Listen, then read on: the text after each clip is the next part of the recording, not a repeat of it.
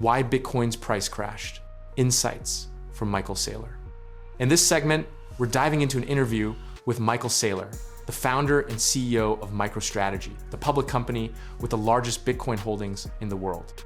This discussion originally aired on Bloomberg Studio One. Saylor explains that while many factors drive Bitcoin's volatility, the primary issue is regulatory uncertainty. Regulators are still debating whether to classify various cryptocurrencies as securities or assets. Another major factor is the massive amount of leverage in the crypto market. Traders often use exchanges to trade far beyond their actual means. For example, if you have 5 million but want to trade with 100 million, an exchange might offer 20x leverage. If the price goes up 10%, you make a 10 million profit, effectively doubling your initial capital. But on the flip side, if the price drops just 5%, you lose everything instantly. This is a 24/7 global market designed for both longs and shorts, which leads to extreme price swings. When the price shifts sharply, we often see news of massive liquidations, where traders lose hundreds of thousands of dollars in an instant. This is what fuels the high volatility we see in the market.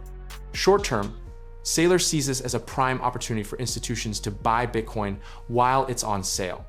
For retail investors and beginners, he suggests starting small, around 1%, due to the high risk. Looking at the macro level, fiat currencies worldwide are struggling. From the Turkish lira to the Argentine peso, purchasing power is plummeting. Even the US dollar, while stronger than others, is still losing value over time.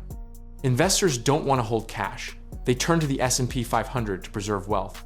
However, about 75% of the world's population is locked out of the US stock market due to legal barriers. For them, Bitcoin is the answer. When asked if he's still buying, Saylor's answer is a firm yes. He believes the world is moving toward a Bitcoin standard. Whenever he receives fiat currency, his goal is to convert it entirely into Bitcoin.